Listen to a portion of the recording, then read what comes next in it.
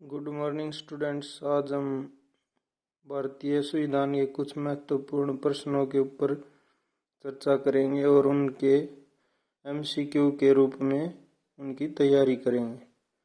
पहला क्वेश्चन है, संघ शक्ति समिति के अध्यक्ष कौन थे? इनके ऑप्शन है सरदार वल्लभ भाई पटेल, जवाहरलाल नेहरू, राजेंद्र प्रसाद। तो संघ शक्ति समिति के अध्यक्ष कौन थे? तो संघ शक्ति समिति के अध्यक्ष थे जवाहरलाल नेहरू। दूसरे प्रश्न पर आते हैं, डॉक्टर राजेंद्र प्रसाद को संविधान सभा का नियमित अध्यक्ष कब चुना गया?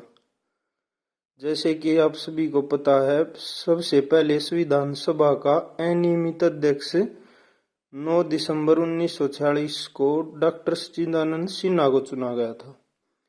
लेकिन जब संविधान सभा की दूसरी बैठक हुई तो डॉक्टर राजेंद्र प्रसाद को संविधान सभा का नियमित अध्यक्ष चुना गया और यह दूसरी बैठक 11 दिसंबर 1946 को हुई थी। तो दूसरे क्वेश्चन का आंसर है ए, 11 दिसंबर 1946।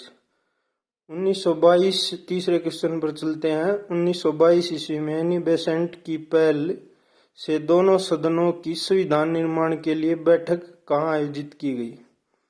तो हमें सबसे पहले यह पता होना चाहिए कि 1922 ईस्वी में सबसे पहले संविधान निर्माण के लिए एनी बेसेंट ने कदम उठाया था और दोनों सदनों की एक संयुक्त बैठक आयोजित की गई थी। और वह किस जगह पर हुई थी? शिमला के अंदर। कहाँ पर हुई थी? शिमला के अंदर। इसका ऑप्शन का आंसर है सी। 1924 ईस्वी, चौथे क्वेश्चन पर चलते हैं। 1924 ईस्वी में किस नेता द्वारा ब्रिटिश सरकार से भारत के लिए अलग संविधान की मांग की गई थी? तो सब ब्रिटिश सरकार से मांग करने वाले निम्नलिखित में से कौन से नेता हैं? सबसे पहले हैं जवाहरलाल नेहरू, दूसरा ऑप्शन है मोतीलाल नेहरू, तीसरा महात्मा गांधी और चौथा सरदार पटेल। तो इन चारों में से मोतीलाल नेहरू हैं जिन्होंने ब्रिटिश सरकार के समक्ष भारत के लिए अलग संविधान निर्माण की मांग उठाई थी। पांचवें क्वेश्चन पर चलते हैं। संविधान निर्माण की मुख्य समिति प्रारूप समिति के अध्यक्ष कौन थे? जो यह प्रारूप समिति थी, इस समिति का संविधान निर्माण में अहम योगदान रहा था और इसके अध्यक्ष कौन थे? डॉक्टर भीमराव अंबेडकर। और इसके अध्यक्ष के अलावा और कौन कौन इस समिति के अंदर सदस्य थे? पहले थे इसमें कन्हैयालाल मणिकलाल मुंशी, दूसरे थे सैयद मोहम्मद सादुल्ला, एक कौन थे? बीएल मित्र। ये जो बीएल मित्र थे, इनकी मृत्यु कुछ समय पश्चात हो गई थी। उसके स्थान पर एन माधवराव को नियुक्त किया गया था। किसके स्थान पर नियुक्त किया गया था?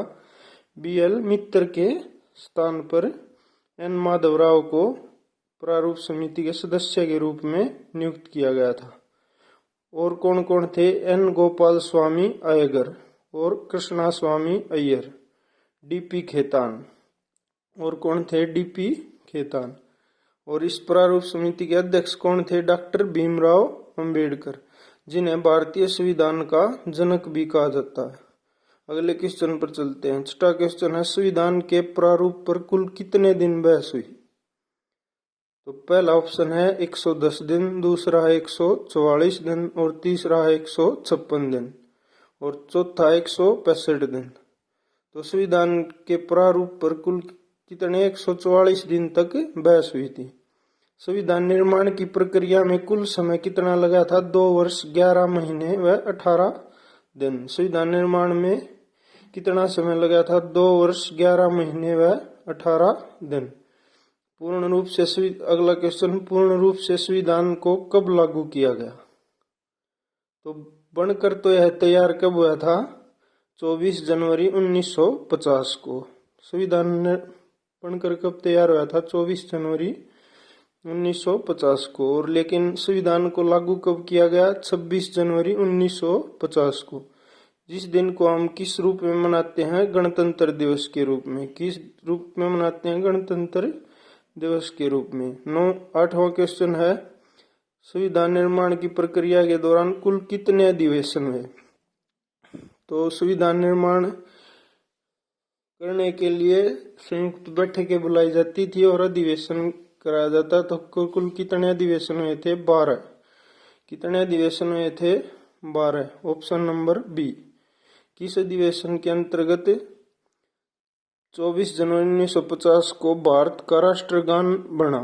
कौन से संविधान अधिवेशन के अंतर्गत 24 जनवरी 1950 को भारत का राष्ट्रगान बना था? 12वां अधिवेशन। किस अधिवेशन में भारत का राष्ट्रगान बना? जनगण मन 12वां अधिवेशन।